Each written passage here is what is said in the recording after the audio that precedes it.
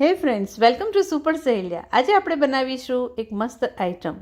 આ રેસિપીની હું ક્રેડિટ આપીશ શ્રીજી બાવાને, કેમ કે વૈષ્ણવના એક પુસ્તકમાંથી શ્રીજી બાવાને ધરાવવામાં આવતી આ રેસિપી વાલોર પાપડીના રવૈયા કહો કે પછી એને કહો તમે વાલોર પાપડીની પાત્રા. રેસિપી બહુ જ સરસ છે. 250 ગ્રામ જેટલી વાલોર પાપડી, જેને બ્રોડ બીન્સ કહેતા હોઈએ છે, ઘણી સ્ટેટમાં એને ફલ્લી કહેતા હોય છે, એને આ રીતે નસો કાઢીને સાફ કરી લઈશું. વાલોર પાપડીને સરખી રીતે સાફ કરવાની છે. ખરાબ થયેલો ભાગ હોય એને પણ કાઢી લઈશું, કાં પછી કોઈ પાપડી ખરાબ હોય એને પણ કાઢી લઈશું. સરખી રીતે નસો કાઢી પાપડીને સરસ રીતે ધોઈ લઈશું. આ ખરાબ છે પાપડી તો એને કાઢી નાખીશ. હવે પાપડીને સરખી રીતે ધોઈ પોળા નેપકિનમાં એને આ રીતે પાણી એનું નીતરી જાય ત્યાં સુધી ડ્રાય થવા દેવાની છે. વાલોર પાપડીના રવૈયા બનાવવાના છે, એટલે રવૈયા માટે સ્ટફિંગનું ખીરું બનાવવાનું છે. અહીંયા 250 ગ્રામ જેટલી પાપડીની સામે 125 ગ્રામ જેટલું બેસન, એટલે કે લગભગ અડધો કપ જેટલું બેસન લીધું છે. બેસનમાં બધા મસાલા કરીશું. મસાલા બધા થોડા આગળ પડતા કરીશું, કેમ કે પાપડીના ભાગના મસાલા એ બેસનમાં જ કરવાના છે. 1 ચમચી જેટલું મીઠું નાખી દઈશું. અડધી ચમચીથી પોણી ચમચી જેટલો હળદરનો પાવડર નાખી દઈશું. રેસિપીમાં બધા જ મસાલા મેં કહ્યું એમ આગળ પડતા કરવાના છે. લાલ મરચું અહીંયા આપણે પોણી ચમચી જેટલું, વધારે તીખું ખાતા હોય તો વધારે પણ નાખી શકો છો. ધાણા જીરુંનો પાવડર પણ પોણીથી 1 ચમચી જેટલો એડ કરી શકો છો. આપણે અહીંયા એડ કરી લઈશું ખાંડ. એ લગભગ 1 ચમચી જેટલી એડ કરવાની છે.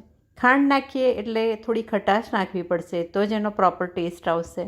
એટલે અહીંયા ખટાશમાં હું અડધું લીંબુ અને સાથે સાથે થોડો આમચૂર પાવડર પણ એડ કરવાની છું.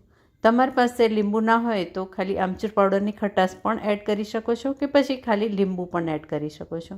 મેં અહીંયા અડધું લીંબુ નીચવ્યું અને સાથે સાથે 5 ચમચી જેટલો આમચૂર પાવડર. હવે અહીંયા મારી પાસે બટાકાવડાનો સ્પાયરનનો મસાલો છે, બટાકાવડા કે પાત્રાનો મસાલો, એ હું એડ કરી રહી છું, અડધી ચમચીથી પોણી ચમચી જેટલો.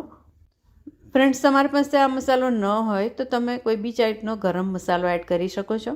થોડું થોડું પાણી એડ કરી અને પાત્રામાં ચોપડવાનું ખીરું આપણે જેમ બનાવતા હોઈએ છીએ એમ જ આ ખીરું થોડુંક ગાઢું, એટલે કે અહીંયા અડધો કપ જેટલું બેસન હતું, એમાં 5 કપ જેટલું જ પાણી એડ કરી એક જ ડિરેક્શનમાં બીટર ફેરવતા જઈ અને સરસ ગાઢું ખીરું તૈયાર કરીશું.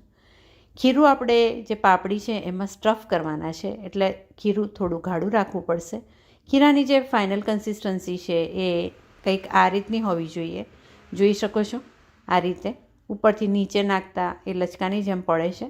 હવે 10 મિનિટ માટે ખીરું સાઈડ ઉપર રેસ્ટ કરવા માટે મૂકી દઈશું. એ દરમિયાનમાં બધી પાપડી આ રીતે ખોલી નાખવાની છે.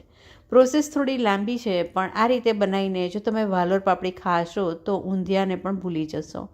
આ રેસિપીમાં આપણે જે દાણા આ રીતે થોડા બહાર નીકળી જાય પાપડીના, એ આ રીતે જે સ્ટફિંગ બનાવ્યું છે એમાં એડ કરી દેવાના અને આ રીતે ચમચીની મદદથી કે પછી પાતળી કોઈ ચપ્પુ હોય એની મદદથી કે પછી આંગળીઓ વડે આ રીતે પાપડીની અંદર આપણે જે ખીરું બનાવ્યું છે એ આ રીતે સ્ટફ કરી દઈશું, ભરી દઈશું કે ચોપડી દઈશું. તો આ રીતે બધું તૈયાર કરી લઈશું. રેસિપીમાં તમે લસણનો ઉપયોગ પણ કરી શકો છો, લસણની પેસ્ટ વાટીને એડ કરી શકો છો, પણ મેં આ પ્યોર વૈષ્ણવ બનાવે એ રીતે જ બનાવી છે. એક સ્ટીમરની પ્લેટ તેલથી ગ્રીસ કરી બધી પાપડી ભરીને આ રીતે એમાં મૂકતા જવાનું છે. થોડી છૂટી છૂટી રાખવાની છે, એક લેયર કરતા હોય પાપડીનું એ રીતે. ઢોકળિયામાં પાણી લેવાનું છે, થોડું લીંબુ નાખી દઈશું એટલે ઢોકળિયું કાઢવું ન પડે, અને પ્લેટને ઢોકળિયામાં મૂકી અને હવે 15થી 20 મિનિટ માટે પાપડીને ચડવા માટે મૂકી દઈશું. 15 મિનિટ મીડિયમ ફ્લેમ ઉપર લગભગ પાપડી ચડી ગઈ છે, કલર ચેન્જ થઈ ગયો છે. ઠંડુ થવા દઈશું. આ બાજુ સૂકું કોપરું મારી પાસે હતું એટલે પાણીમાં મેં પલાળી દીધું 10 મિનિટ માટે, એટલે એ થોડું ભીનું થઈ જાય એને છીણી લેવાનું. 50 ગ્રામ જેટલું સૂકું કોપરું સાથે 50 ગ્રામ જેટલા કોથમીર બારીક સુધારીને ધોઈને લઈ લીધા છે.